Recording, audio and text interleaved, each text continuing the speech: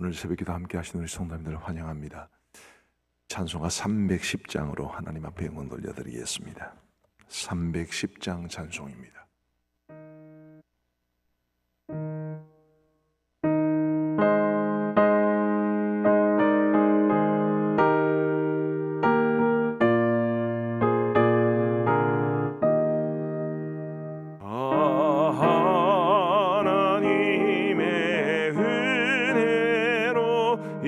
있을 데 없는 자 왜 구속하여 주는지 난 알 수 없도다. 내가 믿고 또 의지함은 내 모든 형편하시는 늘 보호해 주실 것을 나는 확실히 아네. 왜 내게 굳센 믿음과 또 복음 주셔서 내 마음이 항상 편한지 난 알 수 없도다.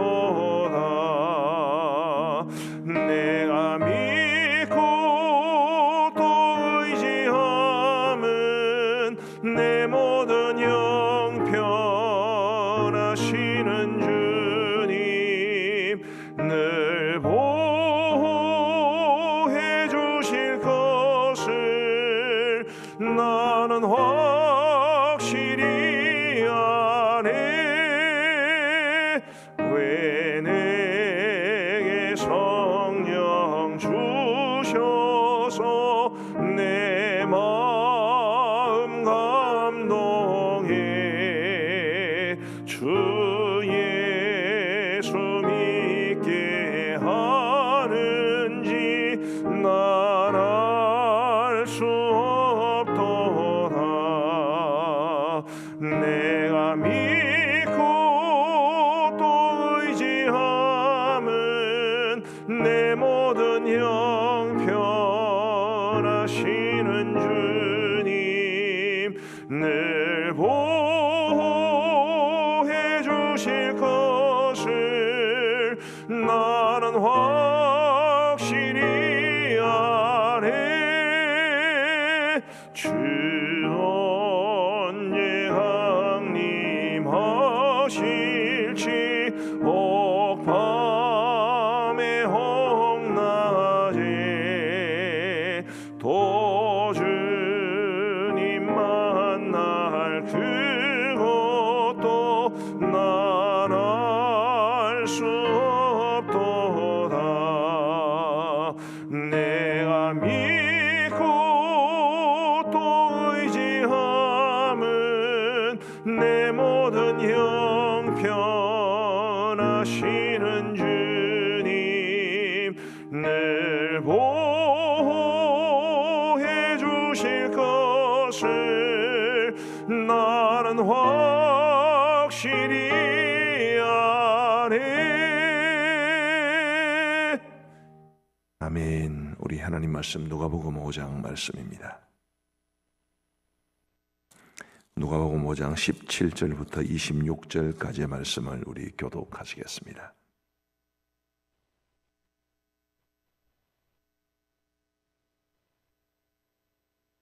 누가복음 5장 17절부터 26절까지의 말씀입니다. 제가 먼저 17절을 읽겠습니다. 하루는 가르치실 때에 갈릴리의 각 마을과 유대와 예루살렘에서 온 바리새인과 율법 교사들이 앉았는데 병을 고치는 주의 능력이 예수와 함께 하더라. 한 중풍병자를 사람들이 침상에 메고 와서 예수 앞에 들여놓고자 하였으나 무리 때문에 메고 들어갈 길을 얻지 못한지라 지붕에 올라가 기와를 벗기고 병자를 침상째 무리 가운데로 예수 앞에 달아내리니 예수께서 그들의 믿음을 보시고 이르시되 이 사람아 내 죄 사함을 받았느니라 하시니 서기관과 바리새인들이 생각하여 이르되 이 신성 모독하는 자가 누구냐? 오직 하나님 외에 누가 능히 죄를 사하겠느냐? 예수께서 그 생각을 아시고 대답하여 이르시되 너희 마음에 무슨 생각을 하느냐? 내 죄 사함을 받았느니라 하는 말과 일어나 걸어가라 하는 말이 어느 것이 쉽겠느냐? 그러나 인자가 땅에서 죄를 사하는 권세가 있는 줄을 너희로 알게 하리라 하시고 중풍병자에게 말씀하시되 내가 네게 이르노니 일어나 내 침상을 가지고 집으로 가라 하시매 그 사람이 그들 앞에서 곧 일어나 그 누웠던 것을 가지고 하나님께 영광을 돌리며 자기 집으로 돌아가니 모든 사람이 놀라 하나님께 영광을 돌리며 심히 두려워하여 이르되 오늘 우리가 놀라운 일을 보았다 하니라. 아멘. 한 중풍병자가 4명의 친구들의 손에 이끌려 침상째 우리 예수님에게 들려가서 우리 예수님께서 그 중풍병자를 고치신 기록이 오늘 본문에 소개되어 있습니다. 이 본문에서 가장 핵심이 되는 부분은 20절이 아닌가 생각합니다. 20절 말씀을 다 함께 같이 읽어 보시겠습니다. 시작. 예수께서 그들의 믿음을 보시고 이르시되 이 사람아 내 죄사함을 받았느니라 하시니 예수께서 그들의 믿음을 보시고 그리고 먼저 그에게 죄사함을 선포하시고 그리고 그의 병을 고쳐주셨습니다. 우리가 여기에서 주목해야 할 것이 믿음이 얼마나 놀라운 능력이 있는가라는 것인데 거기서 한 걸음 더 나아간다면 우리의 믿음이 그만한 가치가 있을까라는 생각을 해보게 됩니다. 저는 저희 부모님이 두 분 다 뇌혈관 질환으로 몇 번씩 쓰러진 경험이 있기 때문에 이 중풍병 이러면 아주 어릴 때 트라우마가 생각이 납니다. 저희 어머님은 3번 옛날에는 뇌졸중, 뇌경색 이런 거 잘 몰랐으니까 다 그냥 중풍이라 그렇게 이야기를 했는데 두 번째 쓰러지셨을 때는 한 3년 정도 집에서 일어나지를 못하셨습니다.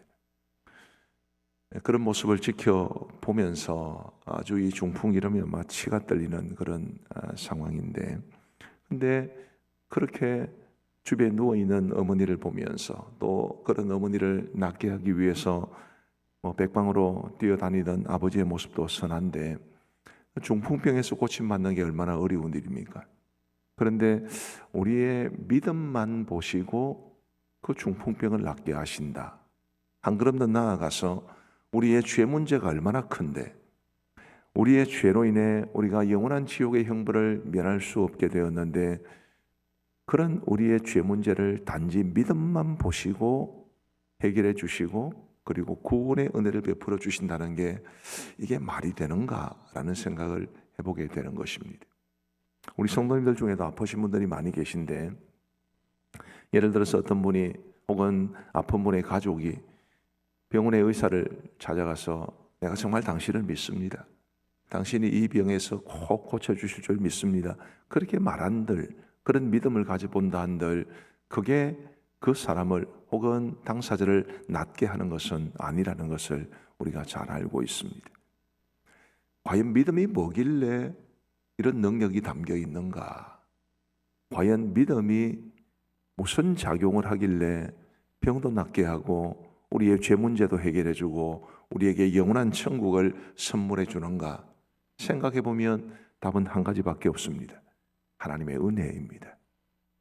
우리의 믿음만 보시고 우리의 모든 상처를 낫게 하시고 질병을 고쳐주시고 우리의 문제를 해결해 주시고 우리에게 영원한 천국을 주시는 것은 은혜 외에는 달리 설명할 방법이 없습니다. 그러므로 우리 사랑하는 성도 여러분, 정말 우리에게 믿음이 있는 것을 우리 하나님 앞에 감사하고 또 믿음의 능력도 확신하며 사셔야 되겠지만 우리에게 믿음도 주셨고 그 믿음으로 말미암는 엄청난 선물을 주신 하나님의 은혜에 늘 감사하며 살아갈 수 있게 되기를 우리 주님의 이름으로 축복합니다. 우리 어제 수요 기도회 때 야곱의 기도에 대한 말씀을 들었습니다마는 기도 역시 마찬가지죠. 우리가 간절히 기도하면 하나님께서 응답해 주신다는 것을 저는 믿습니다. 그런데 우리의 기도에 그만한 능력이 담길 수 있을 만한 가치가 있는 것입니까?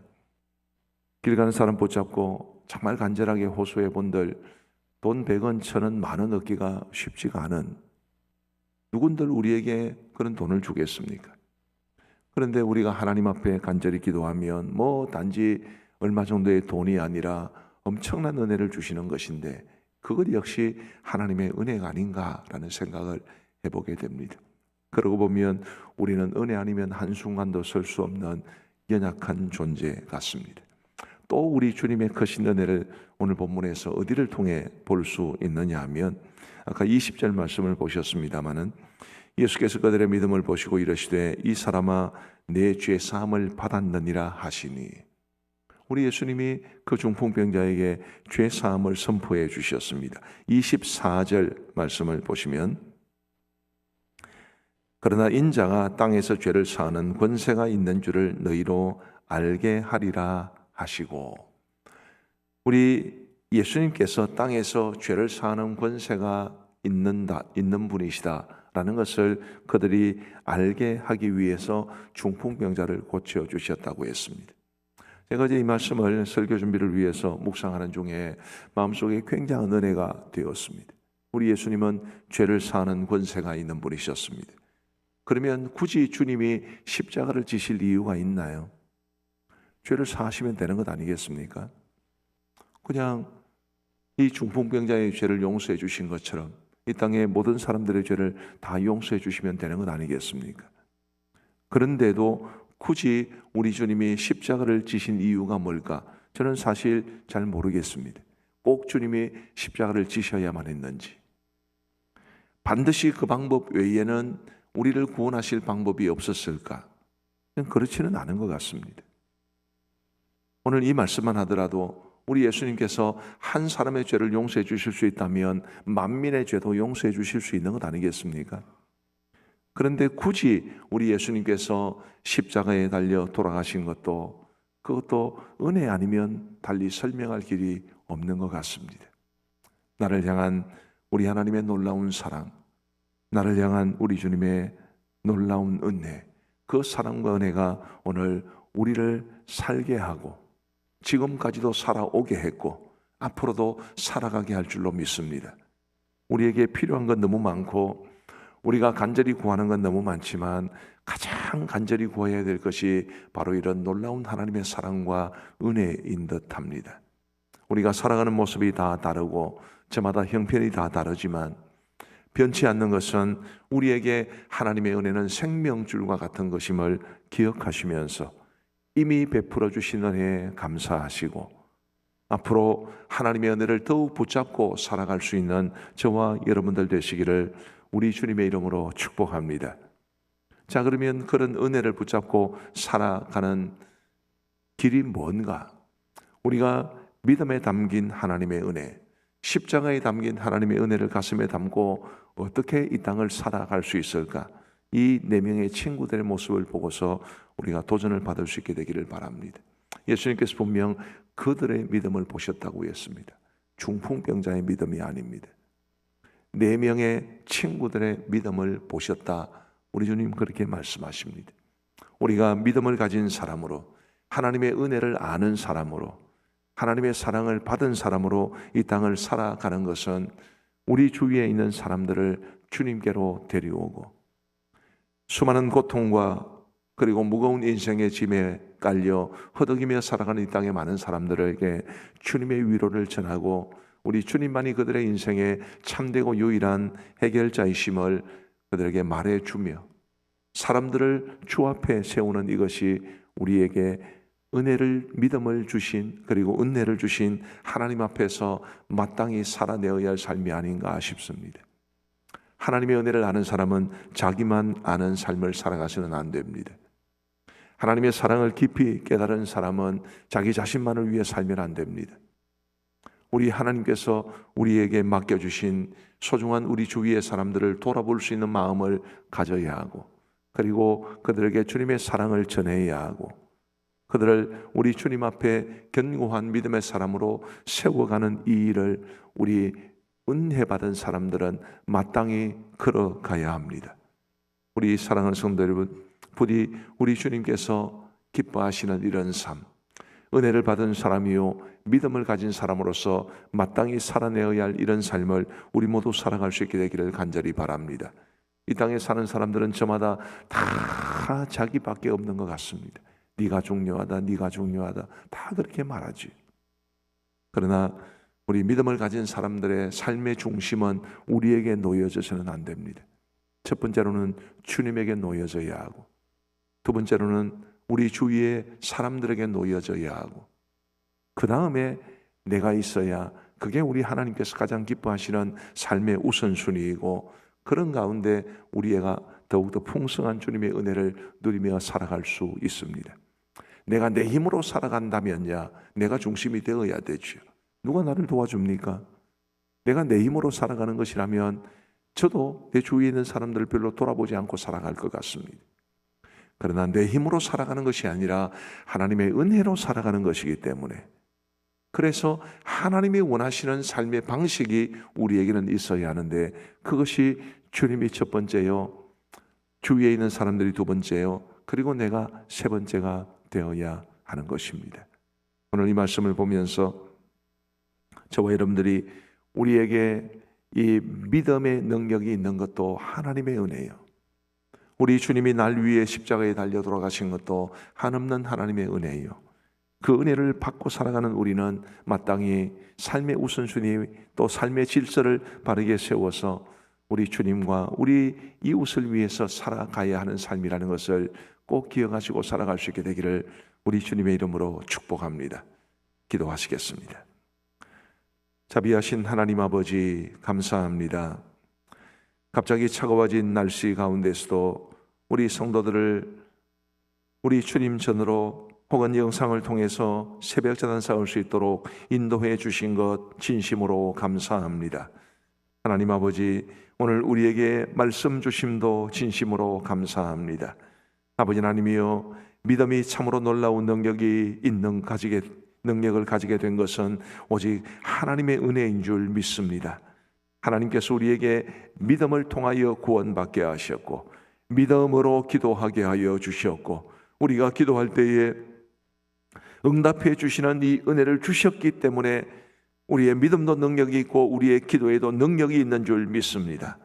하나님의 은혜에 대한 감사의 마음으로 이 땅을 살아갈 수 있도록 주님 역사하여 주옵소서.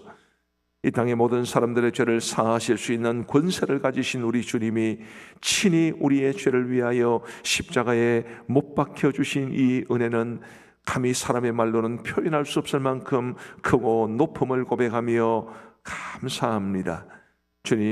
주님께서 날 위해 십자가에 달려 돌아가신 이 사실을 단 한순간도 잊지 않고 살아갈 수 있도록 도와주옵소서.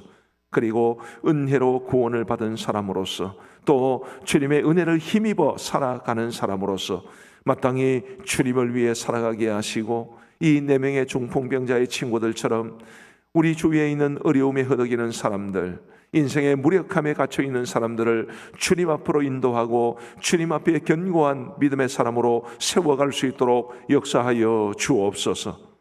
자비하신 아버지 하나님, 오늘도 새로운 한 날을 주심을 진심으로 감사합니다. 주님이여, 그저 우리에게 공짜로 주어진 것 같지만 이 새로운 한 날마저 하나님의 은혜요, 우리가 이 하루를 건강하게 살아가게 하신 것도 하나님의 은혜인 줄 믿습니다. 아버지 하나님, 우리의 몸에 크고 작은 아픔들이 있을 수 있으나 그래도 생명 누리며 살아가고 있는 것 하나님 앞에 감사하게 하여 주옵시고, 우리의 삶에 하나님이 부어주신 은혜를 깊이 묵상하면서 주님 앞에 감사로 우리의 삶을 아름답게 가꾸어가며 살아갈 수 있도록 은혜를 베풀어 주옵소서. 아버지 하나님, 우리의 삶 속에는 여전히 우리의 어깨를 짓누르고 있는 많은 현실적인 아픔들이 있습니다. 그것이 어떤 문제이든 간에 우리 주님 앞에 기도로 아뢰일 수 있도록 도와주옵시고, 하나님께서는 우리의 모든 인생의 무거운 짐을 대신 져주시는 분이시고 우리의 마음에 진정한 평화를 주시는 분이라 하셨사오니, 하나님이여, 설령 현실적인 문제들이 우리의 마음을 무겁게 한다 할지라도 우리의 짐을 주님께 맡기고 주님이 우리에게 주시는 참된 평안을 누리며 살아가게 하여 주옵소서. 하나님께서 우리에게 필요한 모든 것들을 넉넉하게 채워주실 것을 믿고 우리는 하나님의 나라와 하나님의 의를 구하며 주의 영광을 위하여 살아갈 수 있도록 은혜를 베풀어 주옵소서.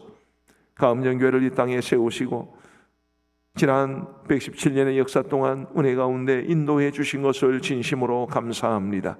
우리 교회도 하나님의 부어주신 은혜에 대한 고백이 날마다 넘쳐날 수 있도록 도와주시옵고, 우리 성도들에게도 이 귀한 교회가 있어 우리가 교회를 중심으로 믿음의 삶을 살아가고 있는 것에 대해서 감사하게 하여 주옵소서. 자비로우신 주님, 우리 교회가 더욱더 주님을 기뻐시게 하는 교회, 주님의 영광을 드러내는 교회, 주의 뜻을 이루어가는 교회, 주의 복음을 전하는 교회, 주님이 맡기신 사명을 감당하는 교회가 되게 하여 주옵소서. 어제 우리 협력교회 목회자 초청 수요 기도회로 첫 번째 순서로 이병옥 목사님을 보내주셔서 은혜의 시간을 갖게 하심을 감사합니다. 아버지 하나님이여, 우리가 결코 작은 교회를 돕고 있다는 이 생각이 교만으로 이어지지 아니하도록 도와주시고, 교회들을 돕고 기관들을 돕고 선교사님들을 돕는 것이 하나님의 은혜인 줄 알게 하여 주옵시고, 더 기쁨으로 감당할 수 있도록 주님께서 함께하여 주옵소서. 우리가 돕는 많은 교회들이 잘 성장하여 재정적으로 독립하고 그들도 다른 교회들을 도울 수 있는 교회로 성장하게 하여 주옵시고, 우리가 돕는 협력기관들도 저마다에게 맡겨진 귀한 사명들 신실하게 감당해낼 수 있도록 은혜를 베풀어 주옵소서. 우리 모든 파송 선교사님들, 우리 협력 선교사님들 어디에 있든지 지켜 안보하여 주옵시고, 그들의 모든 선교적 사역 위에 풍성한 열매가 있을 수 있도록 우리 하나님 도와주시옵소서. 아버지 하나님, 날씨가 많이 춥습니다. 주님, 가스비도 많이 오르고 물가도 많이 오르고 이 땅에 가난한 사람들이 살아가기 참으로 어려운 시대가 되었사온데, 주님이여, 우리 교회와 그리스도인들에게 우리 주위에 있는 어려운 이웃들을 돌아볼 수 있는 마음을 허락하여 주옵시고, 조금이라도 더 주님의 사랑을 실천하며 살아갈 수 있도록 은총 베풀어 주옵소서. 자비로우신 주님, 이제 우리가 개인적으로 기도하는 시간을 갖고자 합니다. 우리의 기도에 귀 우리 응답하시고 기도를 통하여 주님과의 깊은 사귐을 누릴 수 있는 이 시간, 이 자리가 되게 하여 주옵소서. 감사를 드리오며 예수님 이름으로 기도하옵나이다. 아멘. 이제 우리 개인적으로 기도하시겠습니다.